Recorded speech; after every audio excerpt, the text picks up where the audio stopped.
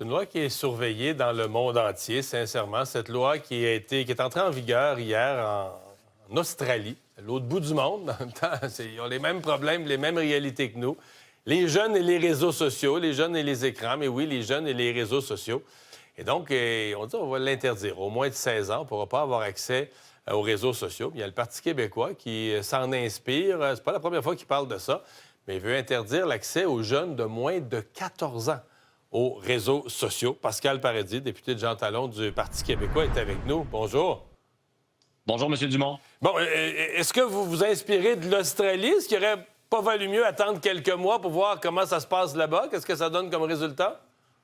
Eh bien, en fait, on suivait ce qui se passe en Australie. On suit également ce qui se passe en France et ailleurs dans le monde. Mais je vous avoue, pour nous, c'est plutôt bien tombé cette semaine, cette nouvelle de l'Australie. On ne savait pas que ça serait annoncé cette semaine. Et nous, ce qu'on voulait cette semaine, c'est vraiment comme on le fait il y a un an, parce que c'est le Parti québécois qui a mis la question des écrans chez les jeunes dans l'espace public et à l'Assemblée nationale comme un sujet de priorité il y a un an. Nous, on voulait relancer le sujet aujourd'hui parce que 6 mois après la publication du rapport qui pose des constats très graves sur les impacts des réseaux sociaux et des écrans sur nos jeunes, c'est une question de santé physique, une question de santé psychologique, d'accès à toutes sortes de contenus qui ne sont pas tolérés dans le monde normal. Tout ça, ça demeure dans le monde physique. Tout ça, ça demeure urgent, ça demeure une priorité. Et on voulait savoir si le gouvernement entend continuer à mettre en œuvre les recommandations. Nous, en tout cas, on veut aller de l'avant. Et ça passe notamment par l'instauration d'une majorité numérique.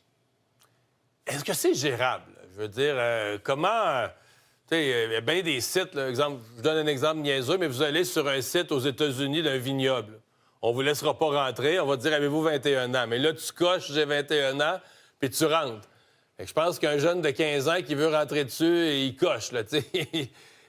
Donc, il faut trouver une procédure qui est pas contournable.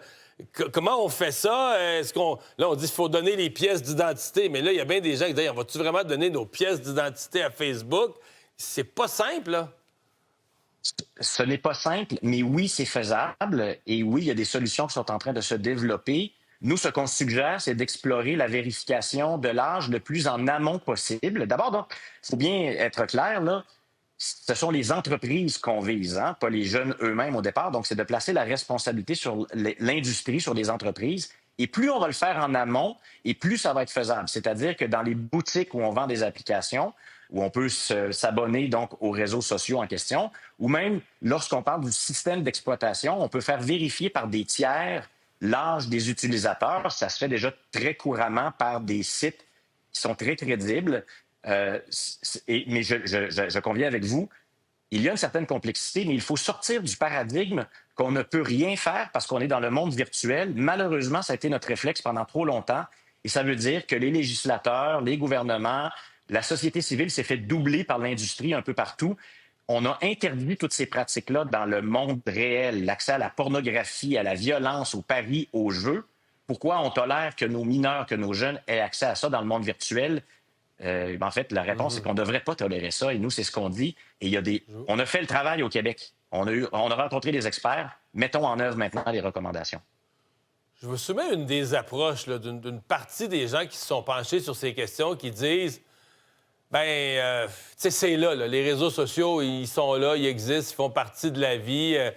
L'espèce de tentative de mettre un mur que les jeunes puissent pas y toucher, mais là, rendu à un certain âge, oups, là, tout à coup, ça deviendrait possible. Il y en a qui considèrent qu'il n'y a que l'éducation qui est possible. Étant donné que ça existe, étant donné que c'est là, on n'aura pas le choix, même si c'est compliqué. Il faut éduquer les jeunes aux limites de ça, à la prudence avec ça, etc. Vous répondez quoi à ça? Que ça va ensemble. Et c'est d'ailleurs ce que le rapport de la Commission spéciale sur les écrans nous dit. Il y a plusieurs recommandations. Il faut penser, c'est une vision, ce qu'on appelle holistique, c'est-à-dire qu'il faut y aller de tout, sous tous les angles. L'éducation, l'information, à l'école, ailleurs, accompagner les parents, accompagner les jeunes eux-mêmes. C'est un peu ce qu'on a fait en nous rendant, nous, un peu partout au Québec, rencontrer les parents et les jeunes. Mais il faut aussi des mesures, il faut un resserrement des mesures. En fait, il faut faire dans le monde virtuel ce qu'on a fait dans le monde réel. Personne aujourd'hui n'accepte qu'un mineur ait accès à de la pornographie, à du tabac, qu'il puisse parier. Et c'est pourtant ce qu'ils peuvent faire. sur les réseaux sociaux, dans les jeux vidéo aussi auxquels ils ont accès.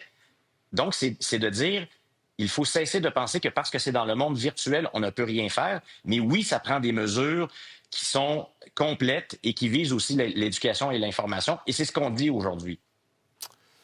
Débat qui n'est pas terminé, qui soulève beaucoup d'interrogations. Les gens se la posent dans leur maison, là, les parents, cette question-là. Et rapidement, il nous reste moins d'une minute, mais je veux vous entendre au Parti québécois. On se réjouit de la nouvelle du jour, cette entente entre les médecins de famille et le gouvernement?